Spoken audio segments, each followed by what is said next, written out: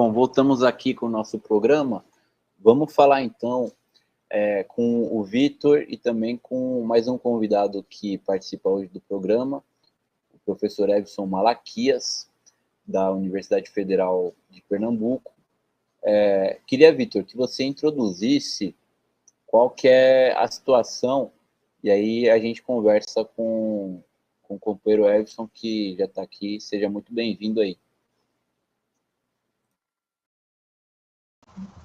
Bom, nós estamos trazendo o companheiro Evson Malaquias pela segunda vez, para tratar mais ou menos do mesmo assunto, na verdade, o desenvolvimento do caso dele. O que está acontecendo, em resumo, é o seguinte: ele, melhor do que todos nós para explicar, o companheiro está sofrendo sistematicamente a perseguição pela reitoria e pela instituição de conjunto da Universidade Federal de Pernambuco. Tudo aí teria começado com a solicitação, na verdade, com o enfrentamento do professor Everson com setores que defendiam a permanência de homenagens a figuras ligadas à ditadura militar dentro do Instituto, dentro da universidade. A partir disso daí, né, que também isso em si já foi o resultado da pesquisa que ele vinha fazendo, aconteceram aí uma série de processos, de sindicância. Salvo engano, isso daí também já está se espalhando para outras pessoas, né? Não é um caso isolado, né? É muito sintomático que isso esteja relacionado com homenagem à própria ditadura militar, mas também tem a ver com toda a ofensiva reacionária contra as universidades públicas. Então, vou pedir aqui primeiro para o Everson relembrar o caso, né, e introduzindo aí o que é que nós temos de novidade, a que passo anda, né, a situação dele. E, dependendo, se a gente tiver tempo, podemos discutir também um pouco da própria pesquisa dele.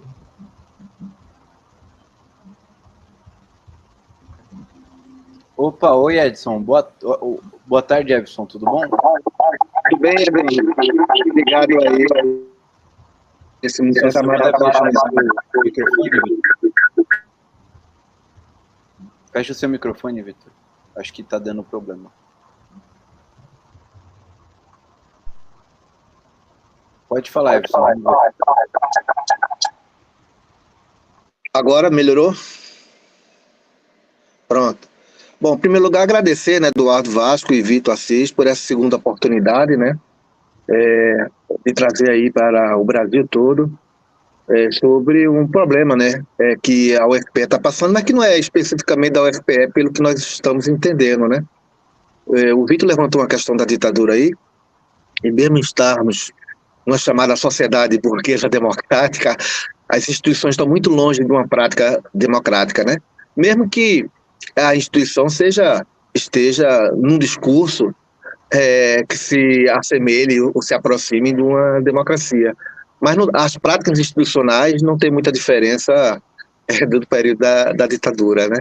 E essa sindicância que eu estou sofrendo, né, teve início por esse tema da mudança do nome do auditório, que nós vamos retomar agora essa discussão, que era um nome do auditório da ditadura, de um representante da ditadura. Isso desagradou muita gente.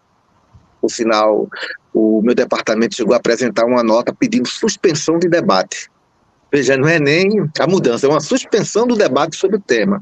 Então, isso é muito grave, muito sério, e no processo da sindicância piorou ainda mais, né?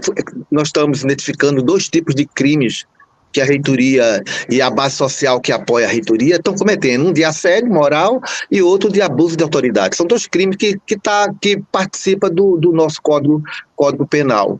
Então, são violências atrás de violências, testemunhas que são chamadas simplesmente para dizer que houve alguma averiguação, e chegam lá as pessoas simplesmente para falar pessoalmente de você, fazer acusação, e normalmente eu ouvi falar, alguém me disse informalmente. Quer dizer,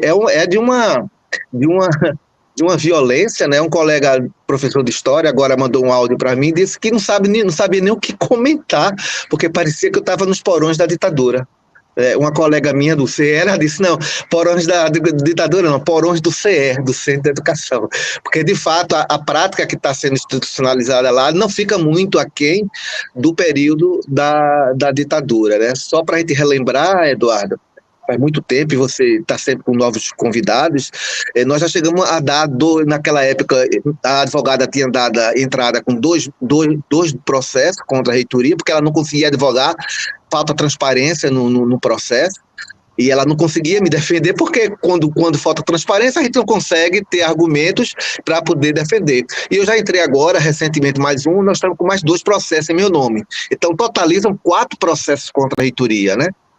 E eu já avisei que nós vamos, provavelmente, mais 2 processos virão até abril, que eu vou entrar com um e a advogada vai entrar com outro, porque é inadmissível que a universidade, que se constrói sua identidade de Paulo Freire, que é a principal figura de imagem do diálogo, ela desenvolve uma prática extremamente autoritária, muito próximo da ditadura e, como disse meu colega de história, dos porões da ditadura. Então, eu agradeço muito essa oportunidade de novo estar voltando para cá, porque provavelmente, se não é um caso isolado na UFPE, provavelmente deve existir. Naquela época, eu fiz um levantamento que no Brasil, era mais de 30 mil denúncias de assédio moral em órgãos públicos federais, né? Que foi feito um levantamento sobre essas práticas institucionais. E eu gostaria de acrescentar mais um dado, que isso não só está acontecendo comigo, né? Há um outro departamento do Centro de Educação, da UFPE, que temos 4 professores que estão sofrendo também processos administrativos, e, coincidentemente, a universidade começou a fechar todos eles, só deixou o meu aberto e começou a fechar os outros. Só que os professores também não estão satisfeitos com o arquivamento, porque já criou um dano, né? Porque já tirou a paciência dele, perde o sono, cria atrito dentro do departamento, aí começa a vir as piadas. Então, assim, está sendo uma prática generalizada na UFPE, que, infelizmente, a gente tem que fazer essa denúncia para que essas práticas não venham e voltem a repetir, porque só traz danos para a imagem da universidade, só traz danos para a saúde mental do professor, desvia o nosso papel do trabalho, que é a pesquisa, a aula e a extensão, para poder ficar se defendendo e informando a comunidade, ao Brasil todo, o que é que está acontecendo com o professor Everson, que não é somente um caso dele isolado, é uma prática comum. Eu sou da sociologia e a gente sabe que existe um conceito chamado cultura organizacional. Então, a cultura organizacional da ditadura nunca foi enfrentada. Nunca foi enfrentada. Houve algumas mudanças de portarias, mas só recentemente é que o Estatuto da UFPE foi modificado uns 3, 4 anos. Ela conviveu mais de 20 anos com o próprio Estatuto da ditadura. Isso é um dado, é um indicador importante para mostrar sobre o conservadorismo das universidades federais, e aí provavelmente as estaduais, municipais, devem conviver com esse tipo de prática de sindicância. Então, na verdade, a briga minha e advogada, a gente ganhando na justiça, ela vai democratizar a universidade, porque a gente está exigindo que seja transparente e público os processos de sindicância, que o advogado consiga postar as coisas, consiga acompanhar, consiga imprimir a documentação e consiga fazer recursos também numa pasta pública. Se você perguntar como é o processo, a sindicância é que tem importância, é ela que controla todo o processo, e o acusado e o advogado não conseguem fazer a defesa conforme um Estado de direito democrático exige, que é transparência pública, para que a advogada consiga intervir, consiga colocar os seus processos e que esses processos sejam transparentes. Então, é uma luta, de fato, por a democracia. Mas nós sabemos que no capitalismo, né, Eduardo, é complicado você falar de democracia, né? Então, a gente tem alguns ganhos e perde muitos em outros, né? Você estava falando agora da luta dos trabalhadores rurais, da perseguição à rainha, né? A perseguição ao PCO, né? O PCO foi perseguido recentemente para tentar calar calar a sua voz. Então, falar de democracia na universidade é uma luta permanente no capitalismo, né? Eu acho só a ruptura com o capitalismo, eu venho dizendo isso para as minhas alunas, meus alunos, não tem como haver gestão democrática, a minha área é de debate sobre gestão democrática no Estado, não tem possibilidade numa estrutura capitalista e numa tradição de 400 anos de escravidão e de um capitalismo dentro do marco internacional extremamente dependente, envolvido e servil aos interesses do capital. Então, assim, tem uma misturada de elementos aí que legitima e propicia uma ditadura nas instituições públicas federais. Eu, particularmente, não chamo de instituição pública, eu chamo estatal. Porque o povo não tem controle dessas instituições, né? Não tem nenhum, né? O empresário tem muito mais controle sobre a UFPE do que os próprios estudantes sobre os seus destinos, né? Então, de fato, o que está acontecendo comigo é um debate sobre democracia nas universidades públicas. E os estudantes não têm nenhum poder, né, dentro das universidades. Uma coisa interessante que você sempre falou de ditadura, inclusive, né, você está sendo perseguido por denunciar a própria ditadura militar, né, é que as universidades hoje, o ensino, eles são uma herança da ditadura militar e logo no começo da ditadura militar houve aquele acordo, né, do MEC com a USAID, que é uma agência fachada da CIA nos Estados Unidos, que fez com que os Estados Unidos e a CIA tomassem o controle das universidades brasileiras. Sim. Isso daí, com a ditadura militar, né, e isso daí continua até hoje, não é, Edson?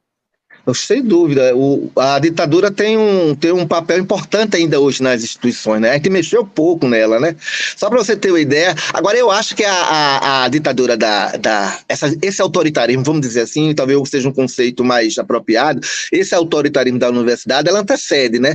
Porque antes da ditadura, na verdade, as universidades sempre foram controladas pela oligarquia local, né? Ela sempre teve o senhor de terra, o senhor do café, o senhor do açúcar, o senhor da cana, o senhor do algodão, controlando essas instituições, né? O que a ditadura fez foi sistematizar e, eu diria, sofisticar os processos de violência interna.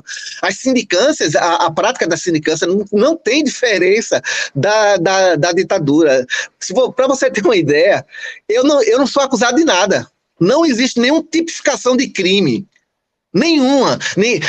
A comissão sindical chegou, você praticou esse certo crime. Ele não diz isso. Ele junta um bocado de professor para falar mal de mim. Tem essas divergências também da mudança do nome do auditório. Tem as greves, que eu sempre apoiei as greves e as ocupações dos estudantes, dos professores na universidade, dos servidores. Eu sempre fui uma pessoa atuante. Eu fui do sindicato dos professores, né, do Andes.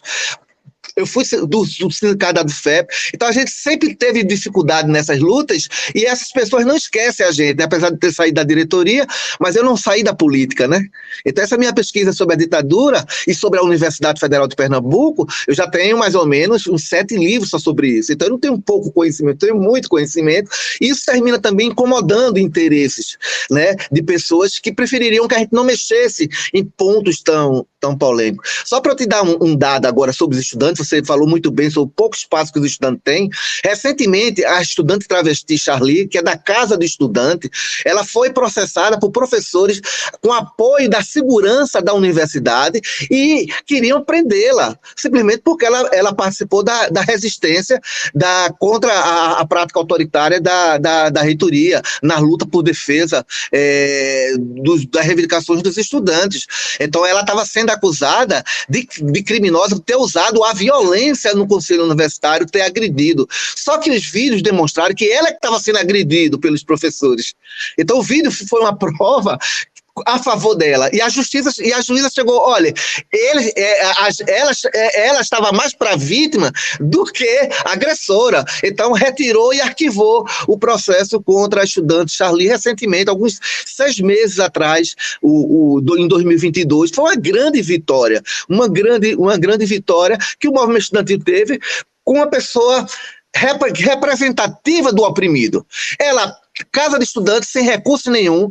Ela vinha de São Paulo, da casa de estudante, travesti, que é uma das vítimas, dos alvos mais fáceis dessa violência do ódio que está sendo implementado pela extrema-direita, e a universidade aumentando o risco de vida para pessoas podendo pegar até 2 anos de prisão. Quer dizer, isso é um absurdo uma instituição pública federal utilizar do sistema da repressão para tentar calar as vozes estudantis. Mas ela saiu vitoriosa e é uma grande referência hoje para a luta dos estudantes da UFPE. Perfeito, Ebson. A gente vai entrar em mais um intervalinho de 1 minuto e a gente volta logo depois desse intervalo para continuar discutindo aqui.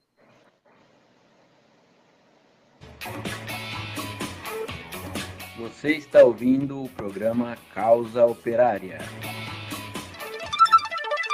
Aviso de desligamento Cosel. A Companhia Campo Larguense de Energia, Cosel, informa que o fornecimento de energia será interrompido em Campo Largo para a realização de obras de melhoria e ampliação na rede. Dia 18 de março, das 9 às 16 horas, nas ruas Caetano Munhoz da Rocha, José Brígido dos Santos, Princesa Isabel, Marechal Floriano Peixoto, Augusto Fabres e Jerônimo Durski, no bairro Ouro Verde. Dia 19 de março, das 9 às 16 horas, na rua Ema Tanner de Andrade, no bairro Ferrari. Mais informações no site www.cosel.com.br ou aplicativo Cosel Mobile. O Espaço CN tem profissionais especializados em visagismo, todos preparados para realizar aquela transformação que você tanto sonhou, de corte, cor e estrutura capilar. Atendimento com horário marcado e individualizado, com todos os cuidados que o momento exige. Venha ser uma nova mulher no Espaço CN. Agende seu horário pelo telefone 3667-2699. Curitiba e região metropolitana já contam com mais energia para crescer. A Copel concluiu a modernização de linhas de transmissão que abastecem a região. Foram 32 milhões de reais de investimentos. O reforço no sistema elétrico vem acompanhado de cuidados com o meio ambiente e com as pessoas. Se presenciar queimadas ou ocupação irregular embaixo das linhas de transmissão, denuncie em copel.com. Copel, pura energia. Paraná, Governo do Estado. 1h35.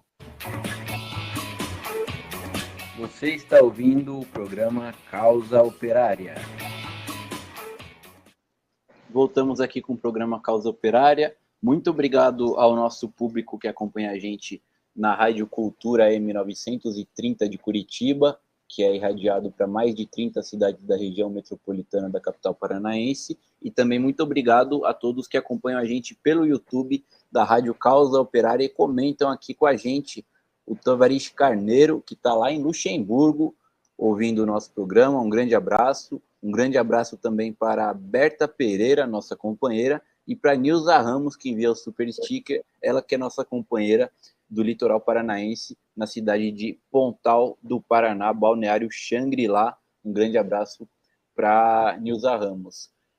A gente ainda continua aqui o papo com o Ebson Malaquias, professor da Universidade Federal de Pernambuco, que estava falando um pouco sobre essa questão, né, de como as universidades são uma ditadura, né, contra a própria comunidade universitária, comunidade acadêmica, principalmente os estudantes, né, uma ditadura do Estado que é controlado, né, pelos grandes capitalistas que têm negócios, né, os banqueiros, os especuladores, que não têm absolutamente nada a ver com a educação pública, são os que controlam a educação pública, seja controlando diretamente, sendo proprietários de universidades privadas, seja interferindo, né, em um processo de cada vez maior privatização, né, das próprias universidades públicas. Eu queria que, Vitor, você comentasse um pouco ainda sobre os acontecimentos aí na UFPE, em Pernambuco em geral, com relação à educação, e também se quiser comentar alguma coisa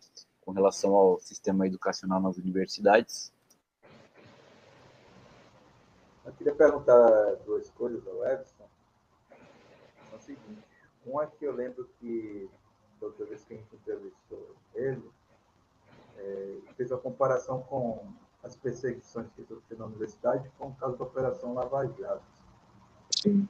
Justamente isso de advogado não ter acesso ao processo e tudo mais, queria que ele detalhasse um pouco mais. E uma outra coisa é, assim, a gente viu, principalmente aí depois do caso do 8 de janeiro, nós estamos acompanhando aí uma participação cada vez mais, uma interferência cada vez maior das Forças Armadas na política nacional. Isso aí já estava evidente no governo Temer, intervenção militar no Rio de Janeiro e tudo mais. O governo Bolsonaro botou uma porrada de militares dentro do governo, quer dizer, eles estão cada vez mais assanhados. Queria saber se, assim, nessa perseguição que ele sofre, ele já identifica pessoas diretamente ou ligadas às Forças Armadas propriamente, ou que são abertamente defensores aí do regime da ditadura militar, né? Quer dizer, se essa relação já aparece mais explicitamente entre a perseguição que ele está sofrendo e a participação dos militares na sabotagem ao povo brasileiro. Bom, boa pergunta. Eu acho que essas duas perguntas são importantes. Eu vou começar pela última, né, que é sobre o papel do Exército aí. Eu, particularmente, defendo o fim da Polícia Militar, por exemplo. Certo? Não tem sentido você ter uma polícia militar para agredir seu próprio povo. A própria OEA, a Organização dos Estados Americanos, defende o fim dessa força policial. Então, isso precisa ser pautado. E aí o PCL, acho que é um partido importante para começar não, ou talvez já tenha pautado isso, né, defende o fim dessa instituição de repressão contra os trabalhadores, e também as Forças Armadas. Eu fico me perguntando por que a gente tem essas Forças Armadas ainda com essa folga tudo. Eu acho completamente desnecessário. Recentemente eu vi um cientista político, foi uns 2, 3 dias, ele fazendo essas perguntas. Para que serve? Por que a gente gasta tanto dinheiro e recurso com uma instituição que está envolvida em crimes? E está envolvido não é só com Bolsonaro, historicamente.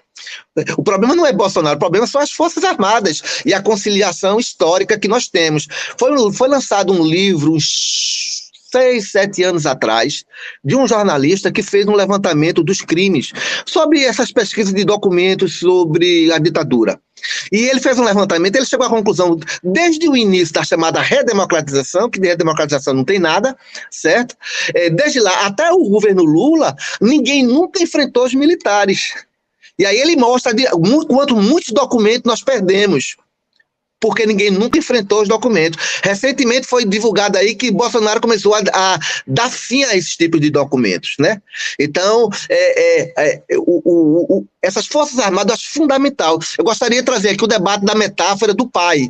As Forças Armadas colocam como o grande chefe da horda, que quer comandar todo mundo, e quem sair do caminho vai ficar de castigo. A gente não pode mais admitir uma estrutura dessa, patriarcal, uma estrutura dessa, extremamente violenta, tratando os adultos como criança. Porque quando ele diz, olha, se está em desordem eu vou agir para botar ordem, a gente faz isso com criança.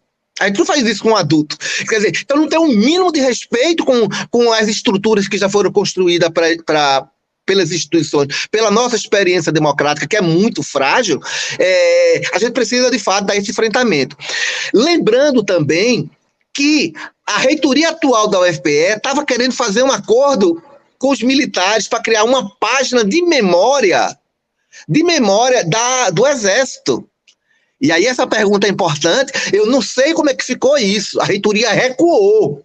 Então, para você ver como essas instituições empresariais, militares, elas estão sempre presentes também com as universidades públicas. E é importante, cada um na sua universidade, começar a mexer nesse ponto dessas estruturas, dessas forças, dessas instituições que ficam tentando comandar a instituição do ensino superior. E aí nós denunciamos, houve uma reação e a reitoria disse que ia parar. Vê como é engraçado. A universidade não tem condições de criar uma página que permita que os advogados consigam defender transparentemente o seu. Mas tem condições de botar toda a sua equipe para construir uma página do Exército. Não é uma contradição? Para umas coisas não tem condições, para outras tem condições. Então, esse autoritarismo do Exército, sem dúvida nenhuma, algumas universidades devem sofrer mais do que outras, mas eu acho que essas estruturas autoritárias, enquanto não for enfrentado realmente de frente, encarado, eu acho que esse autoritarismo nas universidades e em vários órgãos institucionais vai continuar esse problema. E eu, particularmente, não tenho simpatia por essas Forças Armadas. Eu acho que é só jogar dinheiro fora e manter uma estrutura para agredir a própria classe trabalhadora. E isso se materializa na Lava Jato da UFPE. Você relembrou bem. De fato, o que a gente estava denunciando deu para confirmar que é uma Lava Jato. Porque eles entregaram, depois de um ano, entregaram os documentos para a gente, depois a gente cobrar constantemente, entregaram uma cópia para a gente, depois de um ano, mais de um ano de denúncia de que havia coisa muito errada no encaminhamento da universidade. Quando ela entrega, a gente viu que as 4 cópias que eles entregaram, pode pegar aquelas 2 primeiras cópias que eles mandaram jogar fora, e as 2 a gente vai denunciar, é o que eu estou fazendo agora com as testemunhas. Porque não tem testemunha de nada, são professores simplesmente foram lá para falar mal de mim. Tem um caso até interessante, Eduardo. A professora disse que nem me conhece, nunca se encontrou comigo, nunca falou comigo, mas disse que ela estudou comigo 20 anos atrás e que não aprendeu nada comigo e, portanto, a comissão tem que me punir. Olha, é piada. E ela falou 12 laudas sem me conhecer. As professoras que me conheciam e tinham problema de enfrentamento por causa desse problema de mudança do nome, porque teve briga no meu departamento, houve enfrentamento, eu tenho gravado isso tudo, elas contra isso, tentando me isolar no departamento, falaram 4 laudas. Uma que disse que nunca me conhecia falou 12 laudas. Só pode ter interesse aí por trás. Então, junta um bocado de pessoas que não gostam de mim por motivos políticos e pessoais e fizeram essa fraude do Lava Jato. De fato, eles estão repetindo o que fizeram com o Lula. É a mesma prática. Junta um bocado de documento que não diz nada, não tem acusação de nada até hoje. Encerrou a sindicância, não tem uma acusação contra mim. Não, é o que a justiça chama o seguinte: tipificação de crime. Não tem um tipo de crime. Eles chegam à conclusão que precisa abrir um inquérito administrativo comigo porque existem provas fartas. É só isso que eles dizem. Mas não diz qual foi o crime que eu cometi. E aí, Eduardo, é bom você saber, uma das provas que eu cometi a coisa absurda foi com vocês do PCO. Está lá no documento que eu fiz entrevista com a Rádio Cultura e do PCO como prova de que eu tenho um comportamento inadequado. E o outro foi um texto, um artigo que eu escrevi para o Brasil 247, eu analisando o autoritarismo na UFPE e no CE. Veja, são essas 2 provas. Como é que a gente pode chamar disso? Censura. Não tem outro nome. Há uma censura, e eu agradeço a vocês por ter permitido aquela entrevista comigo, e vocês estão lá, a fotografia dessa entrevista da gente, como prova de que a entrevista, eu estou, sei lá, realmente eu não sei nem dizer o que é que eu fiz, porque ele não diz também o que é que eu fiz. Entende? Então eu agradeço por vocês terem permitido, e vocês estão dentro do processo nosso, viu? Quando a advogada me autorizar a divulgar, eu vou mandar para vocês verem lá o absurdo que é a prática autoritária da UFPE. Manda sim, Everson. Isso daí, inclusive, para a gente é uma honra, viu? Tá aí junto com você nisso daí, porque esse processo aí não pode ser caracterizado como nada mais, nada menos do que uma perseguição arbitrária, antidemocrática, típica de um Estado ditatorial, inclusive fascista, que estão perseguindo o professor por ele ter dado uma entrevista em um programa de rádio e publicado um artigo no site de notícias. Pois é, né? Eu fico pensando, eu acho que nem Bolsonaro fez isso, né? Tentou fazer com vocês, né? Com o PCO, calar o PCO, né? Mas eu nunca vi numa universidade aí no período de Bolsonaro, eu acho que nem os reitores de Bolsonaro proibir algum documento, porque é assustador isso. Não, e nem é por alguma coisa que você tenha feito dentro da universidade. Isso daí não tem absolutamente nada a ver com sua função dentro da universidade, é a sua vida privada, a sua vida fora da universidade. Então, mas uma coisa que é interessante a gente analisar é que isso daí só está acontecendo, só está sendo permitido que uma arbitrariedade dessa esteja sendo feita pela universidade por causa do clima que a gente está no Brasil, perseguição política contra a liberdade de expressão. Você não pode falar mais nada em nenhum lugar. Um deputado se pronunciou no parlamento e estão tentando caçar o mandato dele. Agora, se um deputado tem um mandato cassado por ele falar no parlamento, que é a função dele, imagina nós aqui, meros mortais, o que vai acontecer com a gente. Aí a gente está vendo o que está acontecendo com você. Né? Isso daí é a prova disso.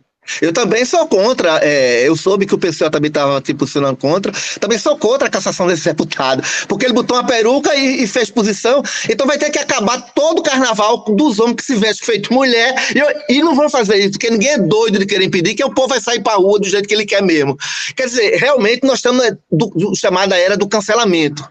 Hoje não se faz mais enfrentamento político, não. Hoje qualquer coisa, eu vou cancelar você, vou processar você, fica esse tipo de censura, né? E de fato o que estão fazendo comigo é censura. Estão querendo impedir a minha fala. Aí eu venho de novo, faço entrevista com você e vou continuar falando. Eles vão ter que me prender. E mesmo assim, eu vou continuar falando na presidência. Vai ter alguém que vai querer me ouvir. Então, assim, a luta contra o autoritarismo, eu digo para os meus alunos, não é só contra a ditadura, é nessas instituições burguesas democráticas, que se diz democrática, que na verdade, né, são novas ditaduras, né? O Marx já chamou a atenção que a democracia burguesa é um novo tipo de ditadura, né? Vitor? A gente ainda tem quanto tempo, Vasco? A gente ainda tem 10 minutos de programa. Vamos, se quiser, a gente pode continuar a discussão aqui, porque está muito interessante, e ainda mais depois que o Everson falou, né, de que por ele estar participando do programa, ele está sendo perseguido e nós também. Agora que a gente abre mesmo espaço para falar o que quiser, Everson, aqui. Pode falar o que você quiser sem dúvida. No programa. Aqui não tem censura nenhuma. Sem dúvida. Eu vou falar com a minha advogada se ela libera agora para eu mandar para vocês. Se ela disser mande, eu vou mandar, né? Porque eu divulguei recentemente um extrato das falas das professoras, elas cobrando que eu fosse punido. O professor chamou até porões da ditadura, porque ela não me autorizou divulgar o documento na íntegra, né? Mas se ela se ela disser, mande para o PCO, eu vou mandar. Aí vocês vão ver lá a fotografia de vocês comigo sendo censurado como prova, não sei de quê, porque ele não disse por quê. Não fala, o que é que eu falei demais aqui? O que é que vocês falaram demais? Nada. Nós discutimos ideias e denúncias. É assustador o nível da violência. O que me assusta, Eduardo, não sei se você sabe, mas eu sou de um centro que é um centro de Paulo Freire. Quer dizer, o homem do diálogo. Então, eles criaram essa imagem o Centro de Educação como o porta-voz do Paulo Freire no Brasil até. E na Federal é onde eu estou. Eu fico assustado. Eu acho que se Paulo Freire souber disso, deve estar lá desesperado que está usando o nome dele gratuitamente, porque as práticas não têm nada a ver com o diálogo. Vou continuar falando, e aí eu vou voltar ao debate da mudança do nome do auditório. Eu já falei com o Cajá, né, que foi um preso político na época. Vitor já está convidado, viu? Vou fazer o convite agora para a gente, o PCO está presente, e vou juntar os sindicatos de estudantes para a gente pautar primeiro um debate da mudança do nome do auditório, que não é um problema nosso, é um respeito às pessoas que foram torturadas, presas e assassinadas, e aí eu acho que como educador eu tenho essa responsabilidade. Vamos fazer um debate lá, viu, Vitor? Espero que não queiram proibir esse debate lá. Mas a gente está acostumado à resistência, né? Se proibir no auditório, a gente faz lá de fora, bota o microfone, ninguém impede a gente de agir quando a gente acha que está certo. Então, já registrar aqui, viu, Eduardo? E quem sabe, né? A gente conversa, manda um vídeo para você aí, e a gente conversa até ao vivo mesmo com vocês, para você dar uma mensagem de apoio à nossa luta democrática aqui. Então a gente vai retomar. Uma outra coisa que a gente está pensando em retomar, Eduardo e Vitor, eu acho que já tenho conversado com o Victor antes, que é a criação de uma comissão da verdade na UFPE. ou seja, retomar os crimes que a universidade fez, descobrir quem foram que estavam envolvidos em defesa dos crimes de 64 e vamos cair em peso nisso também.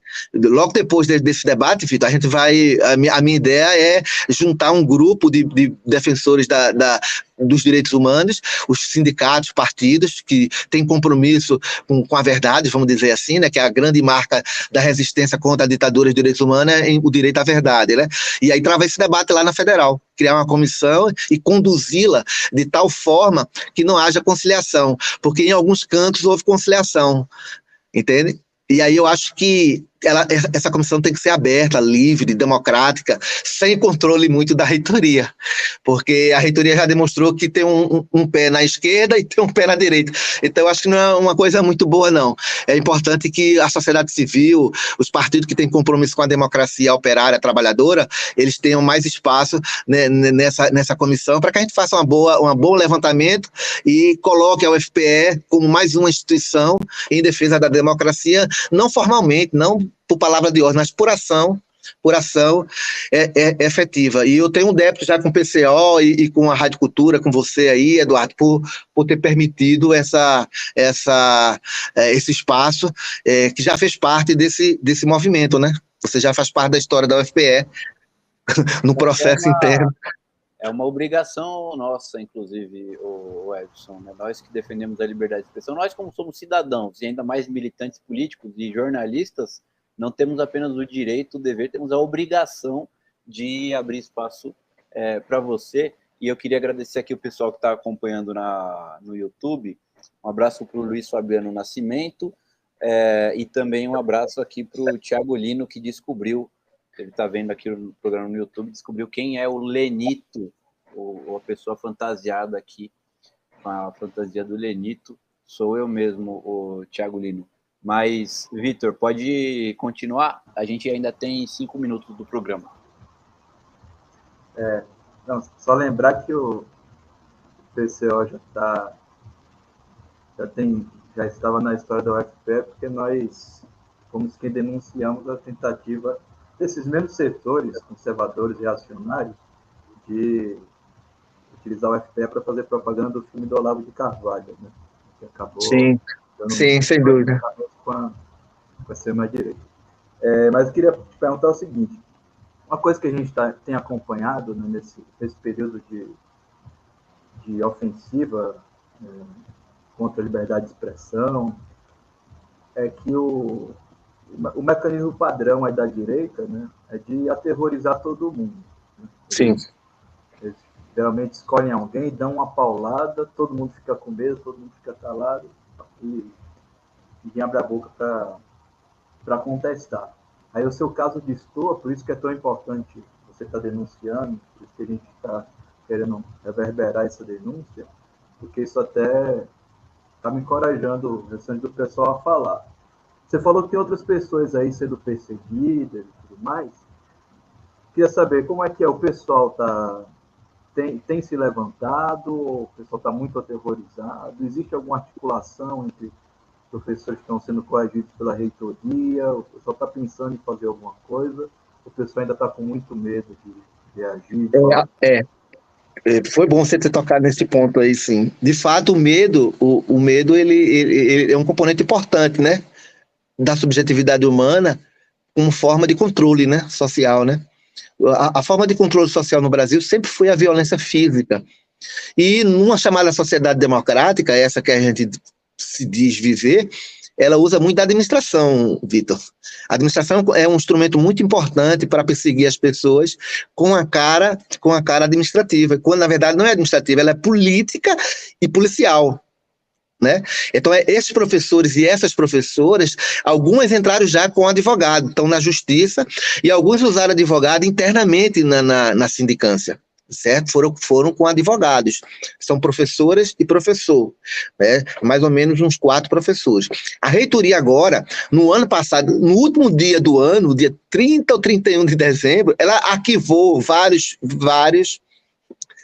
processos, só ficou o meu aberto. Certo?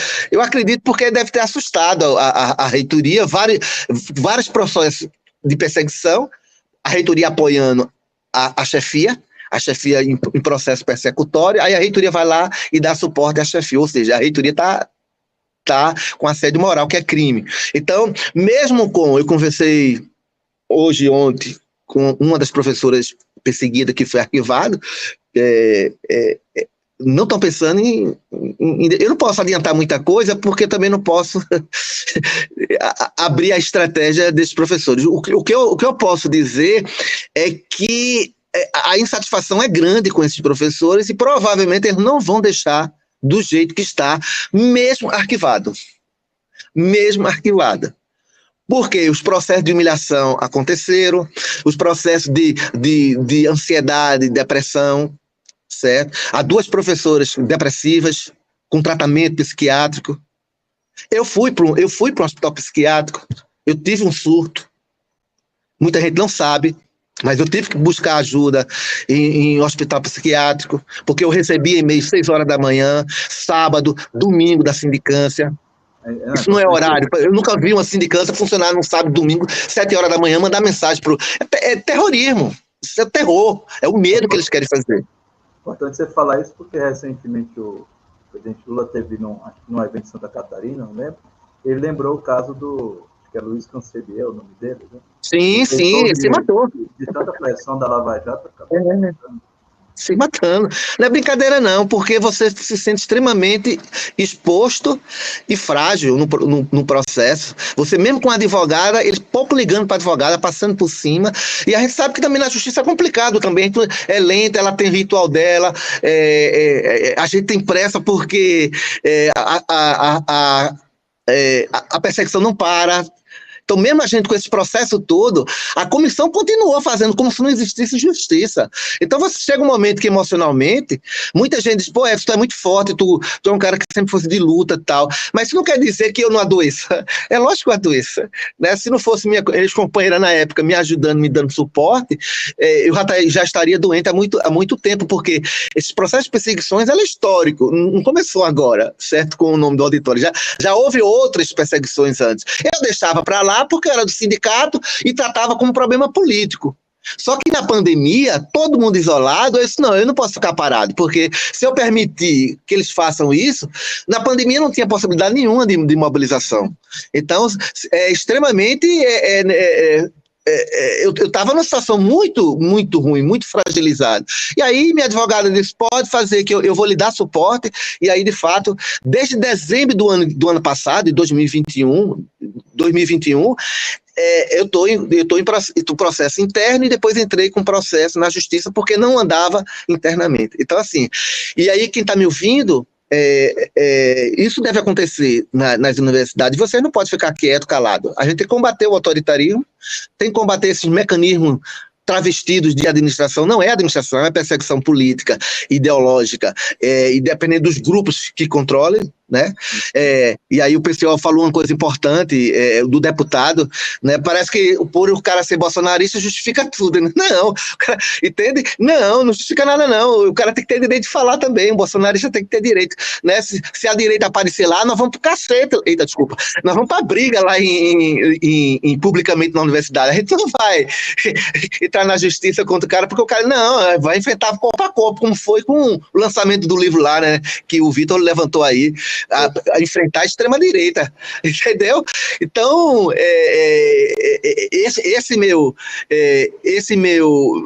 essa minha denúncia pública, eu espero que ajude outros, e está ajudando na UFPE, porque as pessoas estão me acompanhando, os professores que estão, e espero que isso chegue também para outras universidades e que os professores reagem. Já chegou na UPE, há um professor lá que procurou minha advogada, porque era a mesma coisa que estão fazendo comigo, estão fazendo com ele do mesmo jeito. Com certeza. Do mesmo jeito. Sem regra nenhuma, sem lei nenhuma. Com certeza está chegando também já na Universidade Federal do Paraná e em outras universidades paranaenses, porque você já denunciou uma vez e está denunciando pela segunda vez aqui na Rádio Cultura. E, inclusive, nós gostaríamos de agradecer aqui à Rádio Cultura também por defender a liberdade de expressão, por defender aqui que as pessoas falem, até o PCO fale, né, que é um partido que está sendo cancelado em todo lugar. Obrigado à Rádio Cultura. A gente está encerrando aqui o programa, Everson. Queria agradecer aqui a sua participação, falar que você tem aqui a tribuna livre, quando você quiser vir participar para você falar o que você quiser, a gente abre o espaço, e agradecer também ao Vitor Assis, que esteve aqui conosco. Muito obrigado aí pela participação de vocês, e muito obrigado aqui a todos que ouviram o nosso programa. Marco Palvarini, Josiane Gomes, Antônio Z. Martins também. A gente volta na próxima sexta-feira, 13h, com o programa Causa Operária. Valeu, um abraço, até mais. Até.